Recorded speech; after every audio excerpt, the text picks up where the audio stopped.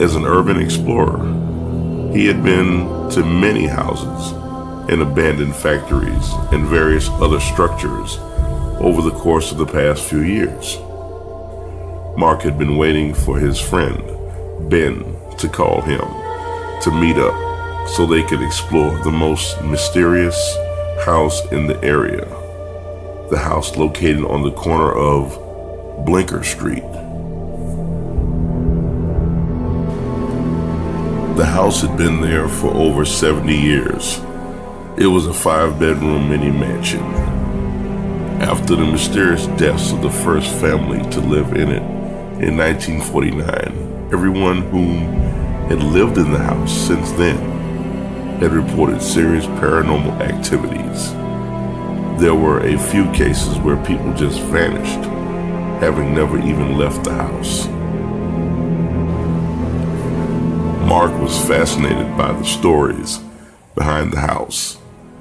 He had, however, confided in some friends that of all the places he had explored, this one scared him the most, just by reputation alone.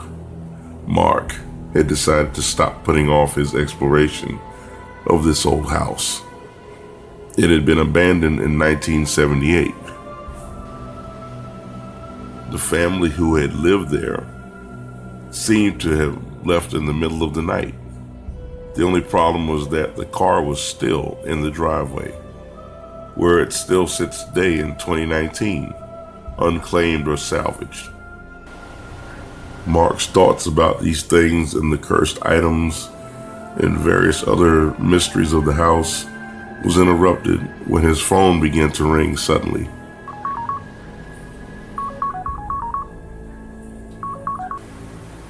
Hey Ben, you still coming, buddy? Okay, cool, man. All right, okay. I'll pick you up in a minute at the coffee shop, right? Okay, all right.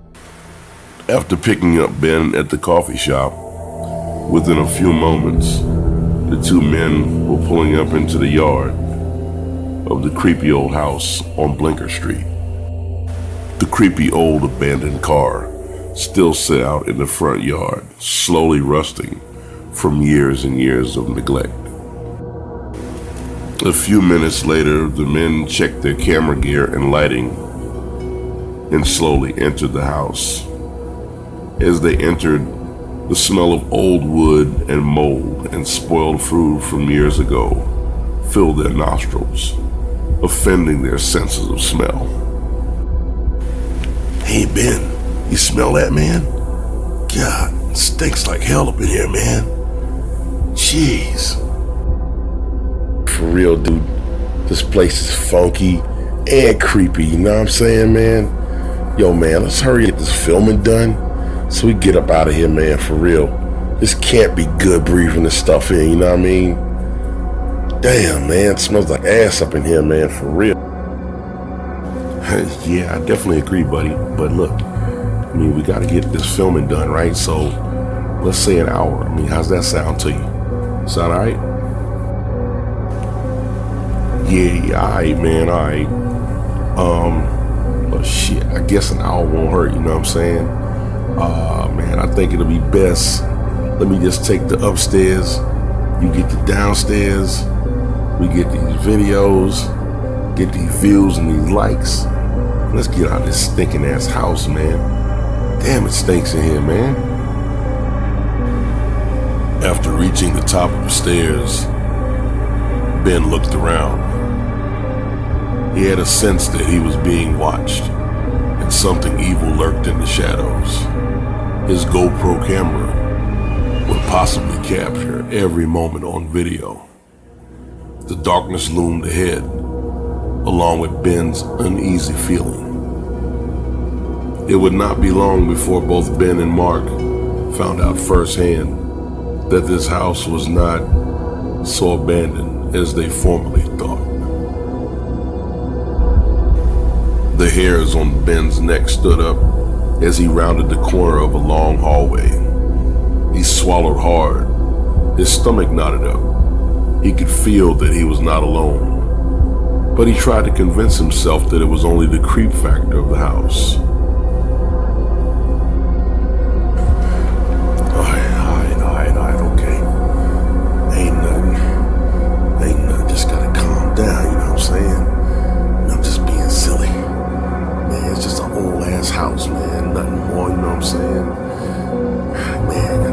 video, haul ass home. Man, just a few more minutes. It's all in my head, man. Ain't nothing but a damn creepy ass house. It was precisely at that moment Ben heard something other than the quiet settling noises of a neglected old house. A door creaked open and closed just out of sight. And then came the faint whispers of voices.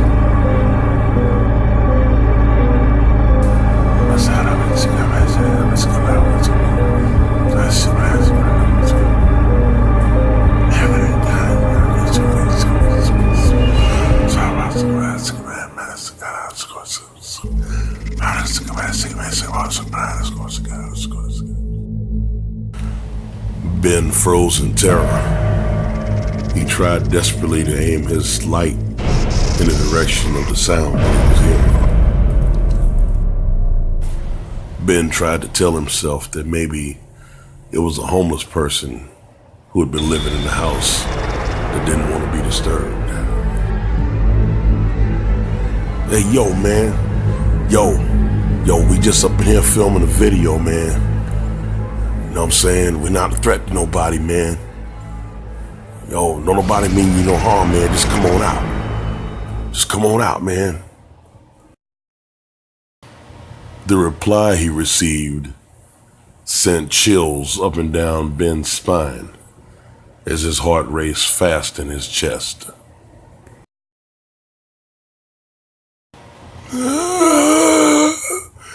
You're gonna die, Ben. You're gonna die. You and Mark. Get out, boy. Get out. She's gonna kill you like the others. Leave now or die, boy. Get out. She will break your body and eat your soul. Get out, Ben. Get out now. No! Ben was still trying to convince himself there was a homeless guy who was just trying to scare him. Ben pulled out his 6-inch knife. He was becoming angry, which actually masked his fear. Hey, yo, man, I ain't nobody to be playing with, you know what I'm saying? That creepy voice shit, man, yo, that ain't cool, man. You quit playing games, man. I got a knife, man. You come out and show yourself, man. Quit playing with me, man. In a moment of thought, it suddenly occurred to Ben that the voice called him by name. How could he know their names? Or it know their names? Even on their YouTube channel, they never used their real names. Ben had had enough. He didn't care how the voice knew them. Only getting the hell out of the house mattered now. Ben turned sharply around to go back down the hallway. But that's when he saw it. Her. It. The thing.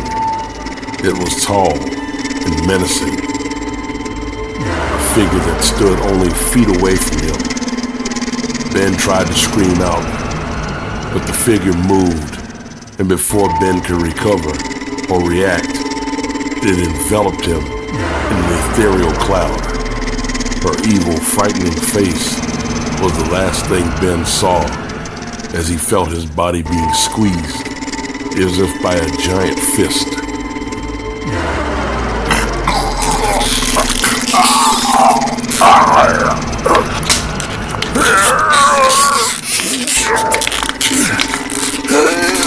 Help me!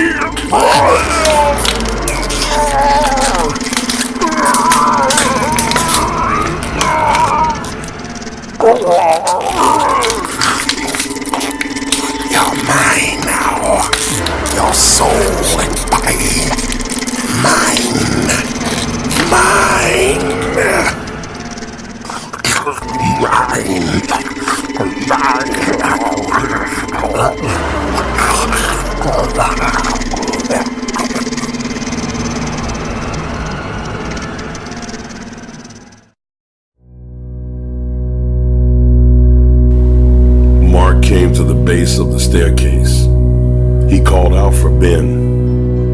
first there was no reply. Mark called out up into the blackness at the top of the stairs. Hey, Ben, where are you, man? Hey, man, you let me know you're still up there. Can you hear me? Hey, Ben.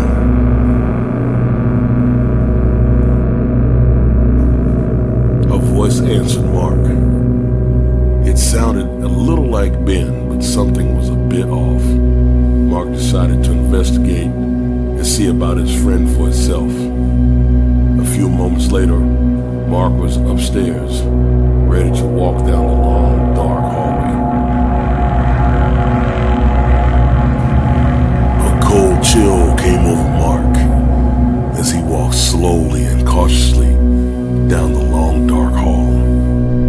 He looked in the first filthy old bedroom. The walls and beds were stained and quite disgusting to look at. He wondered if the murders had taken place there. Mark began to smell a foul odor. The hairs on his neck stood up, and his gut feeling told him something really bad happened to Ben. He tried to reassure himself that it wasn't so. Yo, hey Ben. Hey Ben, come on, man. Quit messing around, man. This shit isn't funny. Not at all. Hey, come on, man. Let's just go. Let's just leave. I really don't like this house, man. Ben, where you at, man?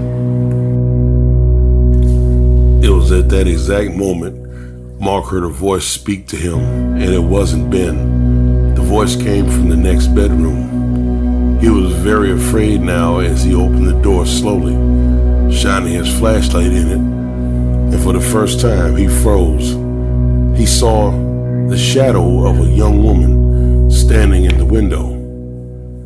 Her hideously deformed face became apparent as she shined his light onto her. She looked like a doll, yet somehow almost alive. Mark laughed at himself as he remembered the cursed doll story. His humor was almost too short-lived as the doll spoke to him. Ben is dead. You're gonna die next, Mark. Ben is dead. And now it's your turn, Mark. It's your turn. It's your turn, Mark. You're gonna die, Mark. You're gonna die, Mark. I hope your soul tastes as good as your friend Ben. Your soul was delicious. We're gonna find out, Mark. Oh, crap. What the hell? Oh, hell no. Mark quickly stumbled back out into the hallway and ran a short distance. What he saw next sickened him to the core.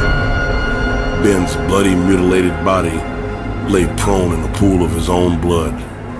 His camera and light lay next to his remains. Ben, no, this can't be happening. Damn it, no. Ben, my friend Ben, this can't be happening. This can't be happening. Suddenly, a tall figure appeared before Mark.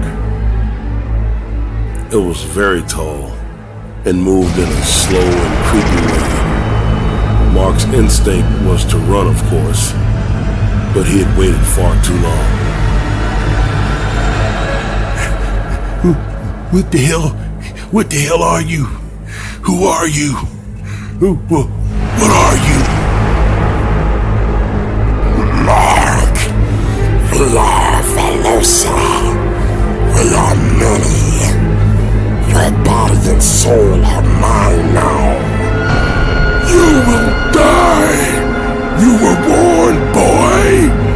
You were warned! You belong to us now! Time to die! Mark, time to die!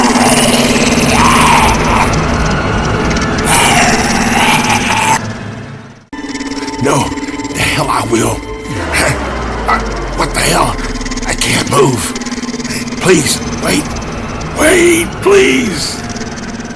Fortunately, Mark could no longer move as he was levitated off of the floor. Suddenly, the entity was in his face, her sharp teeth ready to rip Mark apart. He attempted to scream in terror, but his throat was already filled with blood as an unseen force crushed his body. And the last thing Mark saw was her large, gaping mouth full of razor-sharp teeth opening and beginning to tear him apart.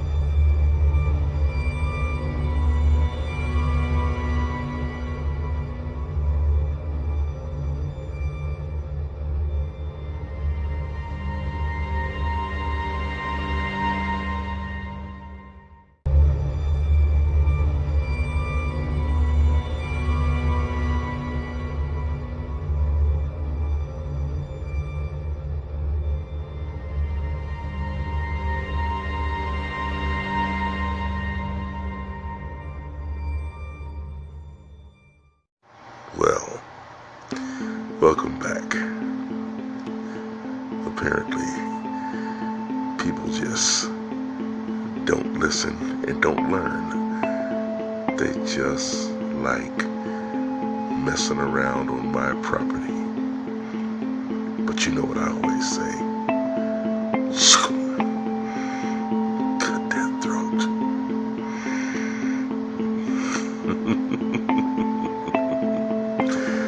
Apparently, Mike and Ben, well, they went looking and they found what they were looking for. It's too bad something was looking for them as well. And people say my properties are haunted. I don't know what they're talking about. Do you?